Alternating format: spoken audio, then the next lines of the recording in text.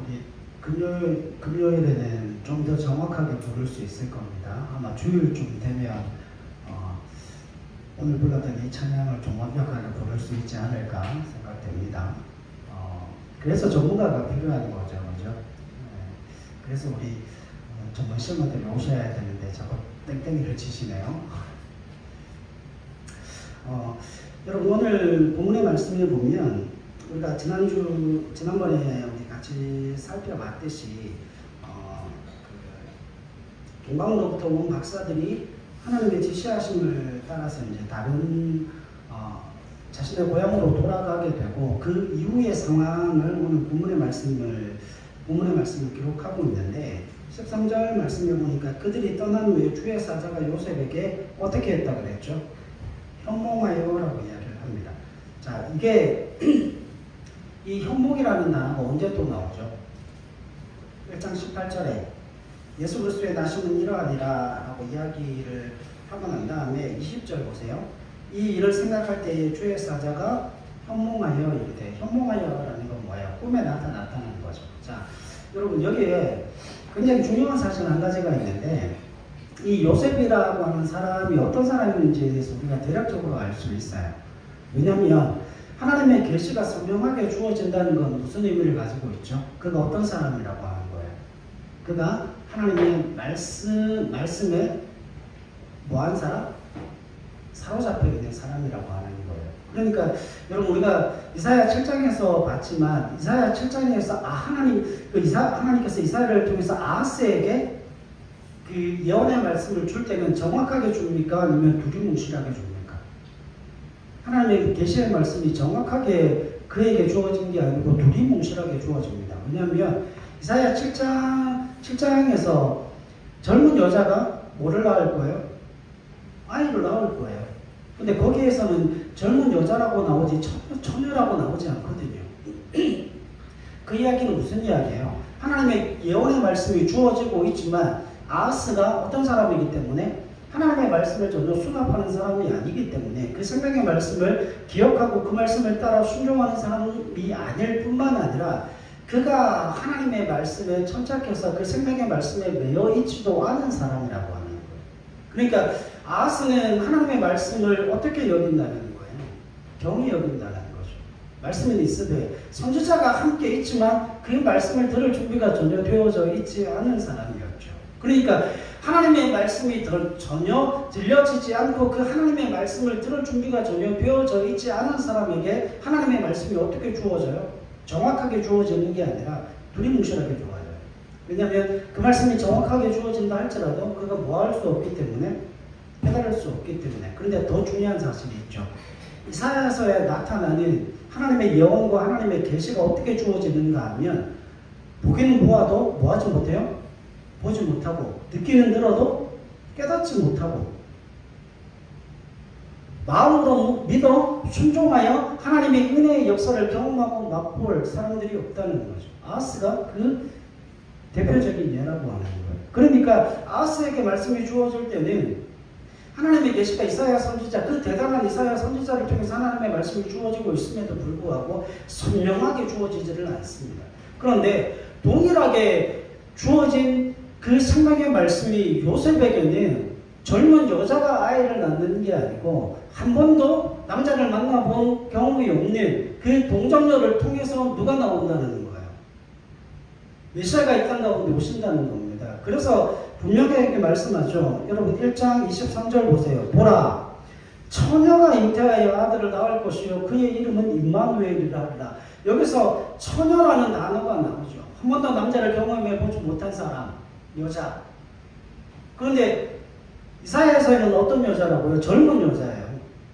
그러니까 젊은 여자가 아이를 낳는 건 당연한 거 아닙니까? 그래서 쌀로 밥 짓는 소리라고 이야기를 했잖아요. 그죠? 그런데 처녀가 아이를 낳는다는 건 가능해요? 불가능해요? 처녀가 아이를 낳는 거 불가능합니다. 그건 가능할 수가 없다는 이야기예요. 그러니까 지금 요셉에게는 동일한 말씀이 이사야 7장 14절에 그 임마누엘 예언의 말씀이 동일하게 주어지고 있지만 아하스 때와는 전혀 다르게 어떻게 주어지고 있어요? 그 계시의 말씀이 선명하게 주어지고 있다는 겁니다. 더군다나 여러분 인류 역사 속에서 이와 같은 일들이 있었다 없었다? 한 번도 없었잖아요. 그런데 그 사실을 누가 받아들인 거야?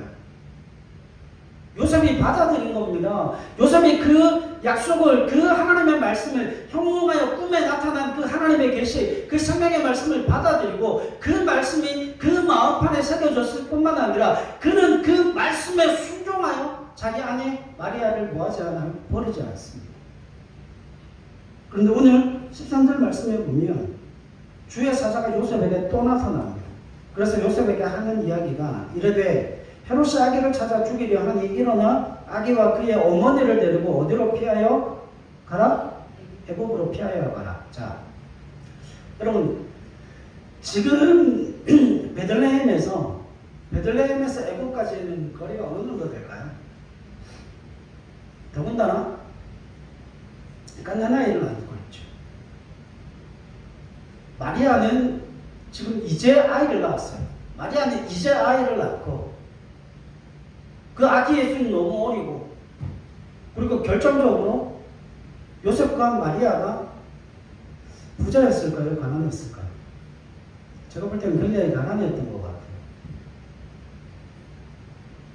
여러분 그렇다면 지금 그 가정 형편으로 보면 이렇게 따져 물었어야 하는 거야. 아니 하나님 도대체 왜 그러십니까? 꿈에 현몽하여 그 천사가 애굽으로 내려가라 그랬을 때 그게 말이 됩니까? 하나님 지금 해산에서 몸을 풀고 있는데 그 가난아이를 안고 베들레헴으로부터 애굽까지 내려가려면 도대체 그 먼 길이 얼마고 중요한 건 그 다 고대 사회에서는 한 가정이 이주해서 옮겨갈 때는 뭐를 걸어야 되는 일이에요? 생명을 걸어야 되는 일이에요. 다시 말하면 그때에는 도적대들, 강도들, 그 다음에 주위에 산짐승, 들짐승들이 어마어마하게 많았던 시대입니다. 고속도로가 제대로 깔려있기를 합니까? 아니면 교통수단이 제대로 준비가 되어 있기를 합니까? 그럼에도 불구하고 말씀해 보면 뭐라고 나와요? 14절 별표하시고 읽읍시다. 시작. 요셉이 일어나서 밤에 아기와 그의 어머니를 데리고 애굽으로 떠나갑니다. 애굽으로 떠나갔습니다. 여러분 이게 할렐루야인 거예요. 자 여기에 보면 요셉도 그렇고 마리아도 그렇고 하나님이 마리아에게 나타난 게 아니고 누구에게 나타났어요? 요셉에게 나타났죠. 요셉에게 왜 나타났죠? 요셉이 마리아의 보호자니까. 그 가정의 가장이니까요. 그런데 여러분 그 가장으로서 가난하기도 하였지만 그 가장으로서 그 식솔들을 데리고 애굽으로 내려가는 것 자체가 뭐를 걸어야 되는 일이라고요? 생명을 걸어야 되는 일이라고요. 그 생명을 걸어야 하는 그 일에 요셉은 그 음성을 누구의 음성으로 들어요? 하나님의 음성으로 듣고 그 말씀에 순종하여 애굽으로 내려간다라고 하는 겁니다.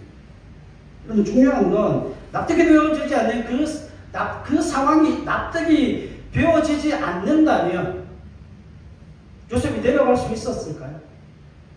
요셉이 내려갔을까요? 내려가지 못했을까요? 그 상황이 납득이 되어지지 않으면 이거 정확하게 대답하셔야 돼요. 여러분 우리에게 주어진 그 상황이 납득이 되어지지 않고 해석이 되어지지 않고 인정이 되어지지 않으면 순종할 수 있어요? 없어요? 대답들을 안 하시네. 순종할 수 있어요? 없어요? 없습니다. 여러분 우리가 오해하는 것 중에 한 가지가 뭐냐면 믿음이 있으면 순종할 거라고 생각을 해요. 믿음이 있으면 순종할 수 있죠. 그런데 여러분 그 말을 돌려서 하면 무슨 이야기가 되는가 하면 하나님이 우리에게 말씀을 주시고 하나님께서 우리에게 은혜를 베풀어 주실 때 그 생명의 말씀이 내 안에서 이해가 되어지고 납득이 되어지는 게 뭐예요? 믿음이라고 하는 거예요. 여러분 그래서 그 주신 생명의 말씀이 내 안에서 납득이 되어지지 않으면 순종을 하지 못합니다. 결국 순종은 뭡니까? 순종은 뭐예요? 하나님의 말씀이 믿어져요. 그래서 여러분 믿음의 다른 표현이 뭐라고 그랬죠? 순종, 충성, 헌신이라고 그랬잖아요. 그러니까 우리가 오해하는 것 중에 한 가지가 뭐냐면 하나님의 말씀이 내게 주어졌을 때 그게 이해가 되어지지 않더라도 그게 말씀이기 때문에 순종한다. 여러분 그런 순종이 얼마나 가겠습니까? 그런 순종이 얼마나 갈까요? 여러분 하나님은 우리에게 생명의 말씀을 주실 때 그걸 해석하게 하시고 납득하게 하시고 이해하게 하시고 그걸 우리에게 설득시키심으로 말미암아 우리로 하여금 항복하여 주님의 길을 가게 하신다니까요. 제가 가지고 있는 믿음은 그거예요. 하나님 내게 말씀하여 주셨을 때 내가 그 말씀이 수납되어지지 않고 그 말씀이 이해되어지지 않는다 할지라도 순종하여 갈 때 그 말씀을 깨닫게 하신다니까요. 이해하시겠습니까? 그러니까 그 말씀이 하나님께서 내게 주신 말씀이 이해되어지지 않는다 그런 의미가 아니고 하나님께서 그 말씀을 내게 주셨을 그 당시에는 그 말씀이 이해되어지지 않을 수도 있죠. 최악의 경우에. 저는 그걸 최악이라고 생각해요. 아니 왜 그런 상황이 내게 왔고 왜 그런 상황 가운데서 내가 그렇게 눈물을 흘리고 고통을 당하고 환난과 고난을 당하고 아픔을 당할까? 해석이 되어지지 않는 거죠. 그런데 믿음으로는 살고 싶은 거예요. 은혜로는 살고 싶은 거예요. 하나님의 일하심은 보고 싶은 거예요. 그래서 고통스럽지만 이해되어지지 않고 납득되어지지 않아서 고민스럽고 힘들지만 그 믿음의 길을 가보는 거죠. 근데 가면서 하나님이 왜 그러셨는지 납득이 되고 이해가 되고 설명이 되고 항복이 되어지는 거예요. 저는 이게 최악의 경우라고 봅니다. 최선의 경우는 어떤 경우일까요? 그 하나님의 말씀이 내게 주어졌을 때 그 말씀이 그냥 믿어지는 거예요. 그래서 가는 거예요. 야 너는 왜 그 길 가니? 너는 왜 그 믿음의 길을 가? 몰라. 그냥 믿어줘. 그게 다른 거예요. 여러분 제가 예전에 한번 말씀드렸던 기억이 있어요. 제가 교회에 처음 가서 들었던 설교가 뭐냐면 마가복음 설교였거든요. 예수님이 물리를 걸어서 제자들에게 오셨다는 거예요. 이게 말이나 됩니까? 사람이 물리를 걸어서 제자들에게 왔대요. 그리고 그 풍랑이 있는 바다에서 그 휘몰아치는 비바람 그 풍랑을 말씀 한마디로 잠재우고 주님과 함께 가고자 하는 곳으로 갔다는 거 아닙니까? 제가 교회를 간 첫날 주일 첫 예배의 설교가 그거였어요. 제가 아직도 그거 안 까먹잖아요. 중학교 3학년 7월 둘째 주에 들었던 설교인데요. 그때는 그 말씀이 안 믿어졌다니까요. 아니 목사님 그게 말이 됩니까? 근데 고등학교 2학년 때 예수님을 인격적으로 만나고 난 이후에 완전히 바뀌었어요. 목사님이 설교를 하시는데 보리떡 2마리만 물고기 보리떡 몇 개예요? 물고기 2마리, 보리떡 5개. 몇 명을 먹여요? 5,000명을 먹인다는 그 설교가 저기에 들려졌을 때 모르겠어요. 그 말씀이 믿어졌거든요. 그 말씀이 믿어졌어요. 물고기 2마리, 보리떡 5개나 그걸로 5,000명을 먹이신 거나 여러분 어린아이와 여자들은 다 빼고 장정만 5,000명이에요. 그러면 적어도 만 명 이상은 먹었다는 거 아닙니까? 근데 여러분 물리로 걸었던 건 제가 손가락질 하면서 헛웃음을 치고 코웃음을 치면서 그 설교를 들었는데 물고기 2마리가 보리떡 5개는 믿어졌다니까요. 하나님은 하실 수 있지. 말씀 한마디로 온천지 만물을 창조하신 분인데 하실 수 있지. 그때부터는 예수 믿고 사는 게 그렇게 힘들지 않았거든요. 왜? 믿어지니까. 여러분 그 삶이 어떻게 바뀌는가 하면 하나님의 말씀이 수납되어지고 하나님의 말씀이 내게 들려지게 될 때 그 말씀에 순종할 수 있는 유일한 비결 중에 한 가지가 뭐냐면 거기에 대해서 불만이 생기지 않는다는 거예요. 왜? 하나님 하시니까. 근데 그게 그냥 되어지는 게 아니고 늘 언제나 어디에 서 있어야 되는 이야기라고요? 말씀 안에 서 있어야 되고 예배 안에 서 있어야 되고 기도 안에 서 있어야 그 말씀이 내 안에 어떤 말씀이 내게 들려지든지 간에 그게 삼자의 입장에서 보면 전혀 불가능한 이야기인데 당사자의 입장으로서 보면 아 되겠구나.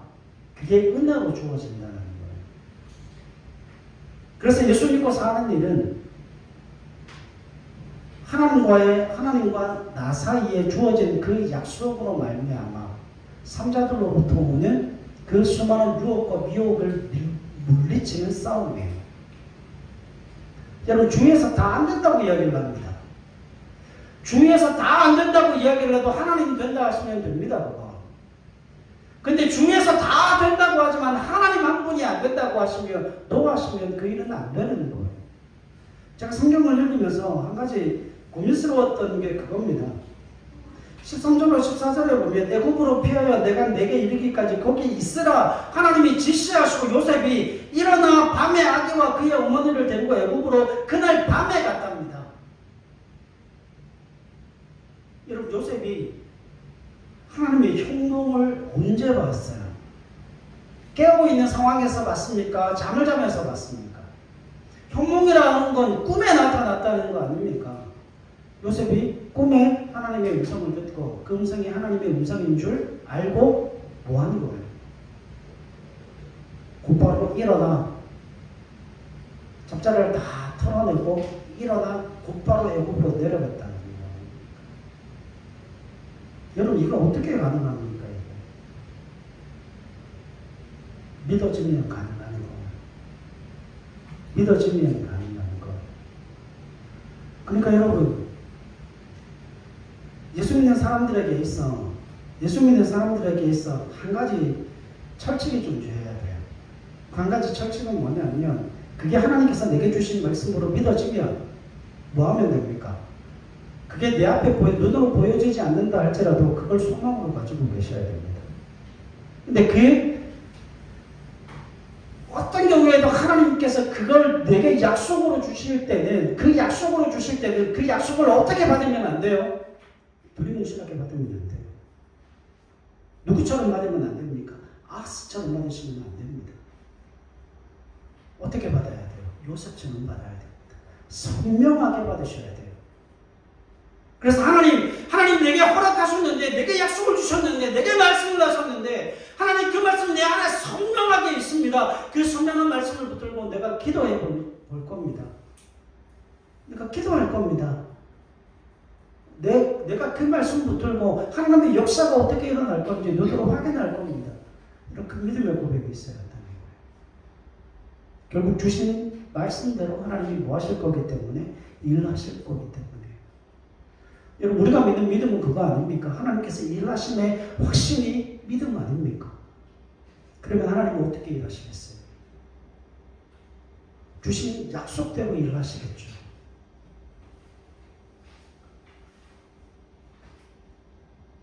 여러분 평소에 하나님의 그 약속의 말씀을 담을 준비를 열심히 행하실 수 있기를 바랍니다. 여기 보면 마태복음 2장에 보면 구약에 예언되어 있던 그 말씀이 성취되어지는 과정이 세 가지 말씀이 나오거든요. 제가 오늘 이 말씀 준비하면서 호세아서를 전체를 다 읽었습니다. 3번을 읽은 것 같아요. 여러분 잘 들으셔야 돼요. 마태복음에 보면 구약 성취 인용문이라고 하는 게 있어요. 구약에서 예언되어져 있던 말씀이 마태복음에서 어떻게 되어지죠? 성취가 되어지는 거예요. 그런데 그 구약 성취 인용문은 어떻게 나오는가 하면 지금 일단 14절로 15절 한번 보세요. 14절로 15절 요셉이 일어나서 밤에 아기와 그의 어머니를 데리고 애굽으로 떠나가 헤롯이 죽기까지 거기 있었으니 이는 주께서 선지자를 통하여 말씀하신 바 애굽으로부터 내 아들을 불렀다 함을 이루려 하십니다. 이게 구약 인용 성취문이에요. 이게 애굽으로부터 내 아들을 불렀다. 이 내용의 말씀이 호세아 11장 1절에 나오는 말씀이거든요. 그 약속의 말씀을 지금 어디에서 이루어지는 거예요? 어디에서 이루어지는 거예요? 요셉이 예수님과 마리아를 데리고 애굽으로 내려갔다가 애굽에서 하나님이 뭐 하시는 거예요? 불러냈다고 그랬잖아요. 그래서 애굽에서 다시 불러내서 고향으로 돌아오게 하는, 그래서 나중에는 결국 나사렛에서 살게 하는 그 구약에 예언되어져 있던 말씀이 신약에서 성취되는 장면이에요. 자, 그런데 여기 하나 중요한 특징이 있어요. 구약 성취 인용문은 그 한 문장만 보시면 안 돼요. 그럼 이단됩니다. 구약 성취 인용문은 그 호세아 11장 1절에서 기록되어지고 있잖아요. 그러면 그 호세아에 기록되어져 있는 1장부터 시작해서 끝장까지 전체적인 그 메시지의 함축이 뭐라는 거예요? 11장 1절이라는 거예요. 애굽으로부터 내 아들을 불렀다. 그러면 이 말씀을 해석하려면 뭐를 다 읽어야 돼요? 호세아서를 같이 읽어야 되는 거예요.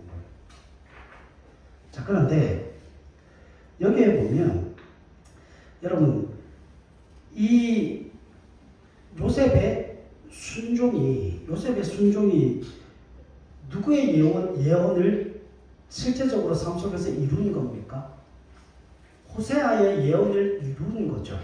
자, 그럼 질문 한 가지.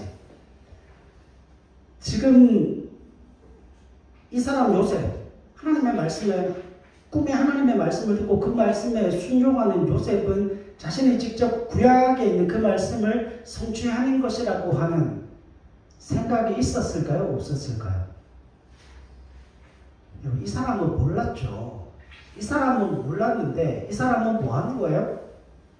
하나님의 말씀에 순종하다가 보니까 그 순종을 통해서 뭐가 이루어지는 거예요? 하나님의 예언의 말씀이 자신의 삶을 통해 이루어지는 거예요. 이게 중요한 거예요.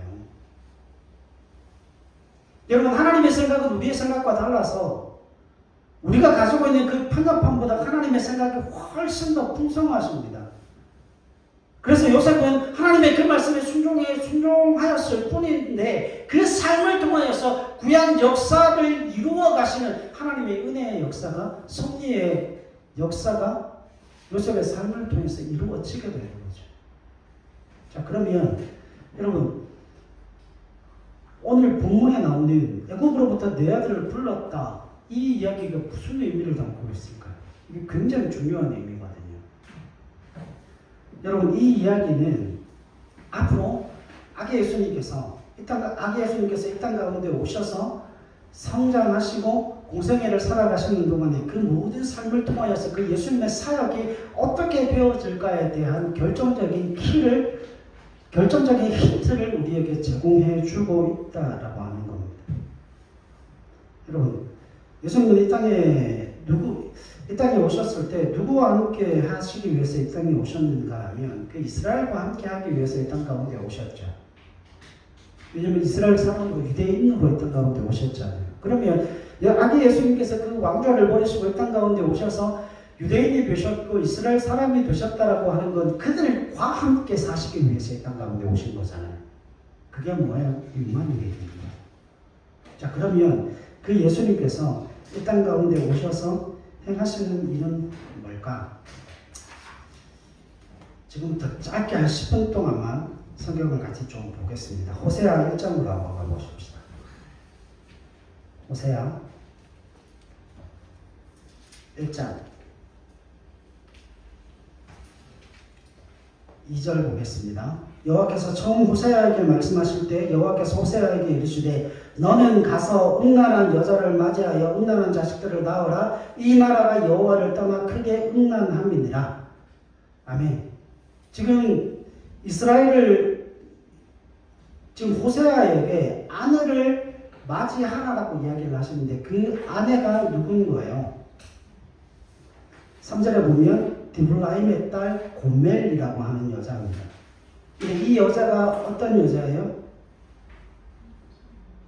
이 여자가 어떤 여자입니까? 거의 창기입니다, 창기. 근데 중요한 거 보세요. 2절을 보면 이 선지자로 하여금 그 아내를 맞이하라고 이야기하시면서 정상적인 아내가 아니고 자기의 몸을 팔고 사는 그 사람을 뭐 하라는 거예요? 아내로, 부정한 여인은 아내로 맞이하라고 그러는 겁니다. 그런데 그 이유가 이 나라가 여호와를 떠나 크게 뭐 했다고요? 음란한 거라. 여기서 이 나라는 누굽니까? 이스라엘입니다. 자, 그러면 호세아는 누구를 맞아들여요? 그 음란한 여인을 맞아들인다는 거예요. 자, 그러면 호세아는 누구를 상징합니까? 호세아는 누구를 상징해요? 하나님을 상징합니다. 그리고 이 나라는 누구를 상징합니까? 이스라엘을 상징하죠. 그러면 그 이스라엘은 누구의 신부라는 거예요? 하나님의 신부라고 하는 겁니다. 그런데 그 신부가 어떻다는 거예요? 음란하다는 거예요. 그런데 보통 음란한 게 아니고 2장 13절 보십시오. 그가 귀고리와 폐물로 장식하고 그가 사랑하는 자를 따라가서 나를 잊어버리고 향을 살라 바알들을 섬긴 시일대로 내가 그에게 벌을 주리라. 여호와의 말씀이니라. 결국 하나님을 떠나서 음란하게 누구를 섬깁니까? 바알을 섬깁니다. 그리고 4장 6절 가보십시다. 4장 6절. 내 백성이 지식이 없으므로 망하는도다. 내가 지식을 버렸으니 나도 너를 버려 내 제사장이 되지 못하게 할 것이요 내가 내 하나님의 율법을 잊었으니 나도 내 자녀들을 잊어버리리라. 그리고 10절. 그들이 먹어도 배부르지 아니하며 음행하여도 수요가 늘지 못하니 이는 여호와를 버리고 따르지 아니하였습니다. 결국 그 음란한 아내가 음란한 이스라엘이 뭐 했다는 거예요? 그 하나님의 구애에도 불구하고 하나님의 사랑에도 불구하고 하나님을 계속하여 떠나가고 하나님을 버리고 하나님을 외면하고 잊어버린 음란한 나라가 되어졌다라고 하는 거죠. 자, 그리고 6장 1절 보십시다. 오라 우리가 여호와께로 돌아가자. 여호와께서 우리를 찢으셨으나 도로 낫게 하실 것이요 우리를 치셨으나 싸매어 주실 것입니다. 3절. 그러므로 우리가 여호와를 알자. 힘써 여호와를 알자. 그의 나타나심은 새벽빛같이 어김없나니 비와 같이 땅을 적시는 늦은 비와 같이 우리에게 임하시리라. 그리고 6절. 나는 인애를 원하고 제사를 원하지 아니하며 번제보다 뭐를 아는 걸 원해요? 하나님을 아는 것을 원하노라. 그리고 10절. 내가 이스라엘 집에서 가증한 일을 보았나니 거기서 에브라임은 음행하였고 이스라엘은 더럽혀졌느니라. 자, 이게 이스라엘 백성들의 실상이죠. 자, 그런 상황 속에서 11장 1절이 나옵니다. 11장 1절. 이스라엘이 어렸을 때에 내가 사랑하여 내 아들을 애굽에서 불러냈거늘 선지자들이 그들을 부를수록 그들은 점점 멀리하고 바알들에게 제사하며 아로색의 우상 앞에서 분향하였느니라. 아멘. 여러분, 지금 11장 1절에서는 이스라엘이 언제요? 언제라고 이야기합니까? 어렸을 때라고 이야기합니다. 근데 마태복음에는 있어요, 없어요? 마태복음에는 이 이야기가 없죠. 애굽에서 내가 아들을 불러냈다라고 이야기하죠. 근데 호세아 11장 1절에는 이스라엘이 어렸을 때라고 정확하게 이야기를 하죠. 그러면 예수님과 누구를 동일시하는 거예요? 이스라엘을 동일시하는 거죠. 그러니까 그 아들 예수 그리스도가 누구로 왔다는 거예요? 이스라엘 사람 유대인으로 오셨다는 겁니다. 하나님께서 그 아들을 보내셔서 이 땅 가운데 유대인으로 오셔서 그들이 당하는 수치와 그들이 당하는 모욕과 그 모든 고난과 아픔과 슬픔과 배고픔과 그 모든 가난들을 다 치유하심을 통하여서 누구를 동정하실 수 있다는 거예요. 그래서 그 고난 속에 가난함과 위로가 필요하고 상처와 고통 중에 있는 그 모든 사람들을 주님께서 뭐 하실 수 있는 겁니까? 위로하실 수 있는 겁니다. 왜? 본인이 그걸 다 뭐 하신 분이시기 때문에, 체험하시는 분이시기 때문에.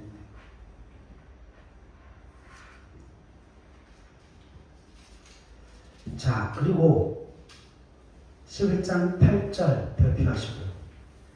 에브라임이여 내가 어찌 너를 놓겠느냐, 이스라엘이여 내가 어찌 너를 버리겠느냐, 내가 어찌 너를 아드마같이 놓겠느냐, 어찌 너를 스보임같이 두겠느냐, 내 마음이 내 속에서 돌이켜 나의 국률이 온전히 불붙듯하도다. 11절. 그들은 애굽에서부터 새같이 아수르에서부터 비둘기같이 떨며 오리니 내가 그들을 그들의 집에 머물게 하더라. 나 여호와의 말이니라.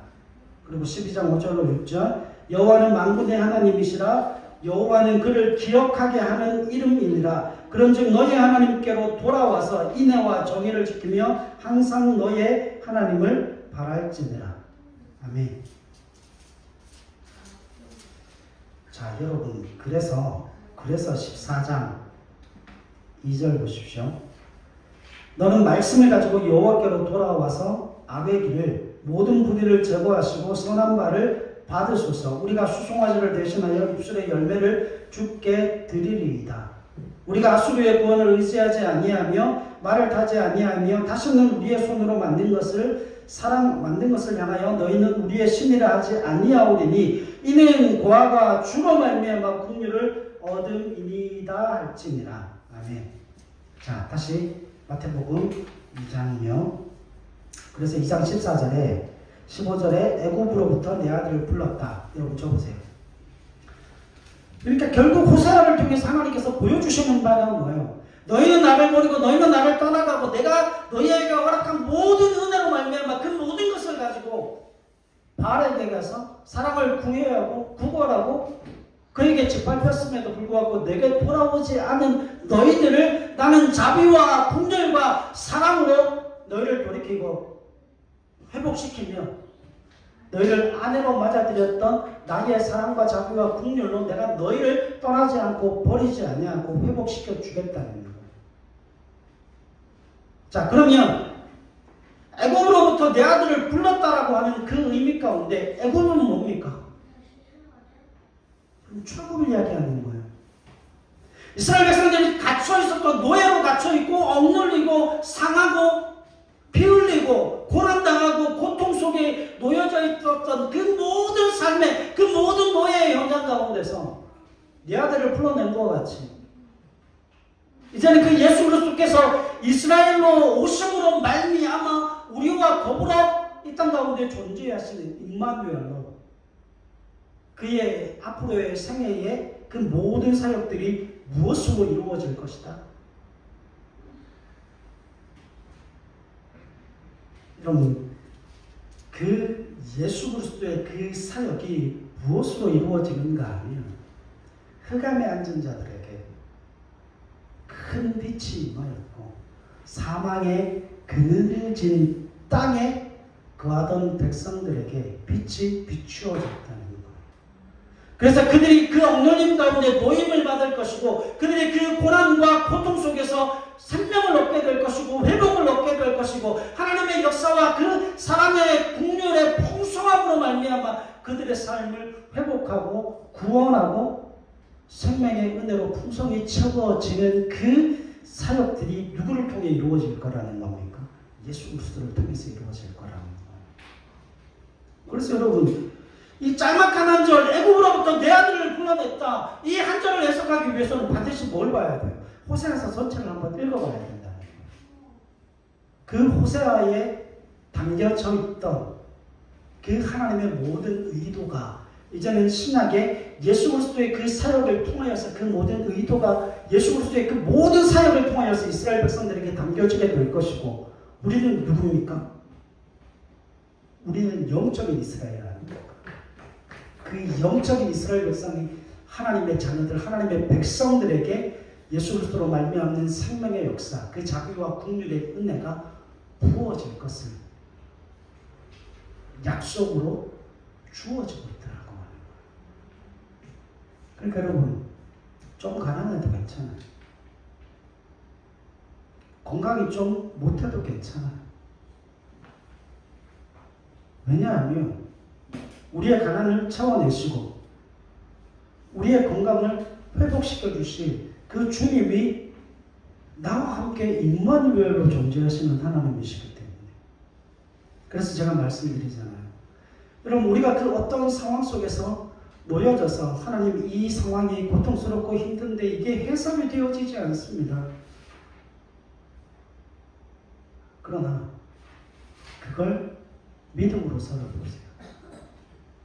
그러면 하나님이 그 상황을 해석할 수 있는 은혜를 주실 것이고 그 상황이 우리 가운데 왜 주어졌는지를 하나님께서 선명한 계시의 말씀으로 은혜를 베풀어 주실 겁니다. 근데 저는 그거 원하지 않습니다. 저는 그거 싫습니다. 저는 알고 가면 좋겠어요.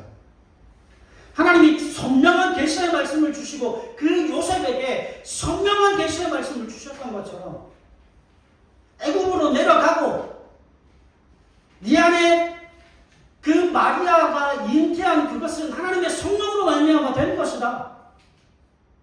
여러분 그 말씀을 듣고 마리아의 배가 불러오고 애굽으로 내려가라고 하는 그 말씀을 선명한 말씀을 듣고 하나님의 말씀에 따라 순종하는 저는 그런 삶을 살기를 원합니다. 그런 삶을 위해서는 뭐가 있어야 한다고요? 이런 우리의 삶의 뿌리가 말씀에 깊숙이 뿌리 박혀져야 된다는 거예요. 여러분 기도만 하시면 안 됩니다. 기도만 하시면 어디로 가요? 예. SF 공상 영화로 갑니다. 인터스텔라가 말한 거죠. 이게 그거 같고 그게 이거 같은. 아니에요. 기도와 말씀은 함께 가야 돼요. 그래서 말씀의 뿌리를 내리고 하나님께서 내게 어떤 은혜를 주셨을 때 그걸 반드시 말씀으로 확인하셔야 됩니다. 여러분 확인 안 되는 말씀은 뭐 하시면 돼요? 꿈이라고 생각하시면 됩니다. 여러분 하나님의 말씀, 하나님의 꿈, 하나님께서 우리에게 계시하신 그 모든 것들은 하나님의 말씀으로 해석되어질 수밖에 없습니다. 분명한 이유 한 가지, 하나님은 말씀을 입으시는 분이시거든요. 사랑하는 여러분, 하나님이 우리와 함께 하시기 위해서 이 땅 가운데 오셨습니다. 자책하지 마세요. 자책하지 마십시오. 그 자책함을 통하여서 시간을 허비하지 마십시오. 자책은 이걸로 족합니다. 하나님 나 언제 잘못했어요. 내가 실수했어요. 정말 잘못했어요. 하나님 용서해 주세요. 그러나 오늘은 잘 살아보겠습니다. 어제보다 나은 하루를 살겠습니다. 오늘은 그 생명의 말씀이 내게 주어질 때 그 말씀에 한번 순종해 보겠습니다. 하나님 나와 동행해 주세요. 나를 붙들어 주세요. 사랑하는 여러분, 생명의 주님께서 그 역사와 그 능력의 주님께서 우리와 동행하시기를 원하시고 동행하시겠다 약속하십니다. 그 약속의 말씀을 붙들고 여러분 이번 한 주도 승리하는 저와 여러분들의 삶이 되실 수 있기를 바랍니다. 기도하겠습니다.